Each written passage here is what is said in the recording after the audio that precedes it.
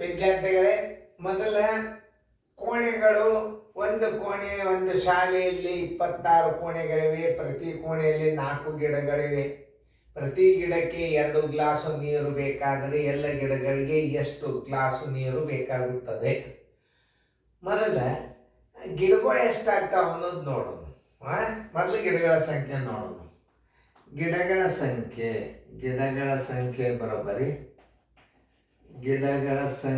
ಬರೋಬ್ಬರಿ ಒಂದು ಕೋಣೆಗೆ ಎಷ್ಟವ ಗಿಡಗಳು? 4 ಅವ. ಎಷ್ಟು ಕೋಣೆ ಅವು?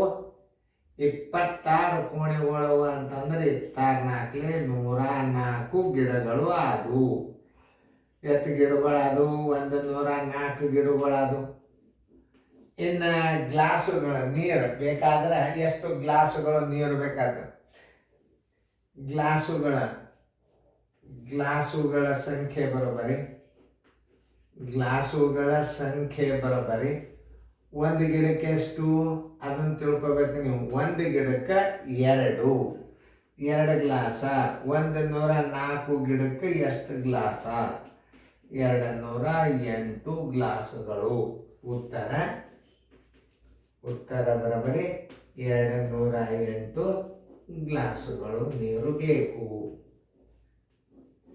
ಗ್ಲಾಸ್ಗಳು ಇಷ್ಟೇ ತಿಳ್ಕೊಂಡು ನೋಡಿಲ್ಲ. Thinking power. 208 ಗ್ಲಾಸುಗಳು. ಉತ್ತರ ಸಂಖ್ಯೆ ಡಿ. ಇಂಥವೆಲ್ಲ ಸಣ್ಣ ಲೆಕ್ಕಗಳು, ಮಾಮೂಲಿ ಲೆಕ್ಕಗಳು ಎಲ್ಲ ನಿಮಗೆ ಬೀಳುತ್ತಿರ್ತಾವ. ಬಿರಿ ಲೆಕ್ಕನೂ ಬರ್ತಾವ, ಸರಳನೂ ಬರ್ತಾವ. ಇದು ವಿಚಾರ ಶಕ್ತಿ ನಿನ್ನಲ್ಲಿ ಅದನೋ ಇಲ್ಲೋ? ಎಲ್ಲ ವಿಚಾರ ಶಕ್ತಿ ನಿನ್ನ ಮೆಂಟಲ್ ಎಬಿಲಿಟಿ ಅಂದ್ರೆ ನಿಮ್ಮ ಬುದ್ಧಿ ಸಾಮರ್ಥ್ಯವನ್ನು ಪರೀಕ್ಷೆ ಮಾಡತಕ್ಕಂಥ ಗಣಿತಗಳು.